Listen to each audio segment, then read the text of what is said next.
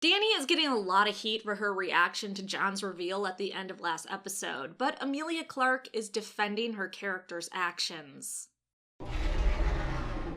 So we know John has the world's worst timing when it comes to telling people things. I mean, even Tyrion said, "Ever considered learning how to lie every now and then? Just a bit?" John definitely picked the wrong time to drop the, "Hey, I'm your nephew" bomb. Maybe don't say that to your strongest ally and cause division between the two of you right before the big battle. If you guys live through the battle at Winterfell, then have that discussion with her. You know what's going through her head right now as she's on her dragon trying to defeat the Night King? What if I were to, accidentally aim my dragon fire a little bit over there and hit John on his dragon? What a tragedy. But as equally ill-timed was John's reveal, Dani's response was a bit concerning to a lot of us. Like I said in my episode 2 review, Dani wasn't concerned he was her nephew. Hey, I have another Targaryen buddy.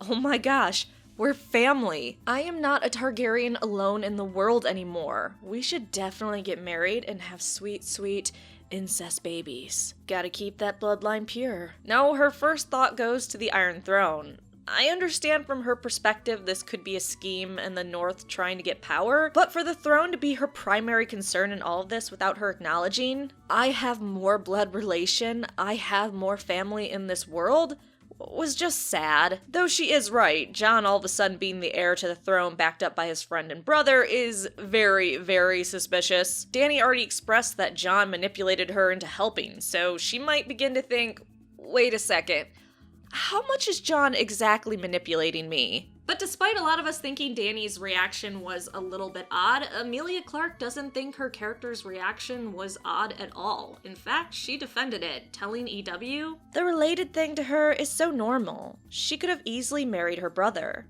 It's not a thing. It's a thing for John, but let's just forget about that.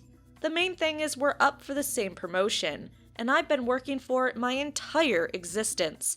This is my whole existence. Since birth. Dani literally was brought into this world going, run! These fuckers in Westeros have fucked everything up. Now it's, you're our only hope. There's so much she's taken on in her duty to life to rectify.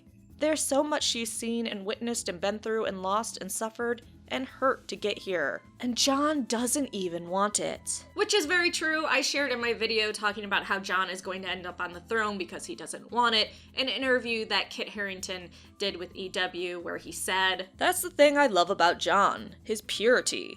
He doesn't fucking want the Iron Throne. He doesn't want that fucking information. He doesn't want to know. He has no ambition for the throne. He's never wanted that. The end of the world might be coming soon, but at least he's in love with somebody and knows who he is. And then comes the sledgehammer. If John could go back in time and say, whatever you're about to say, don't tell me, he would. He'd happily be in ignorance." Which goes more into my thought of Dani's bittersweet ending. What she was told her entire life was a lie. She's not Westeros's great savior, and even if she sat the throne, I think it wouldn't be what she thought it'd be, and she'd be miserable. However, back to that scene between John and Dani, Brian Cogman, the writer of this episode, shared his thoughts on that scene, revealing, "What really upsets John is that he's a blood relative to the woman he's in love with. John is taken aback when essentially the first thing she says is acknowledging that he has a claim to the Iron Throne. Kit and Emilia played it beautifully. It's a very difficult scene to pull off. So much has to go on behind the eyes." In the end, I strongly believe this is what's going to turn John off from her. Yeah, maybe the relation issue was a bit of a problem for him, but seeing what is most important to her and her ambition, I think that's just gonna be a, no thanks. Given their ruling styles and how they are completely different, I don't think they were ever a really good match either, so... But what are your guys' thoughts? Do you think Dani was justified in her response?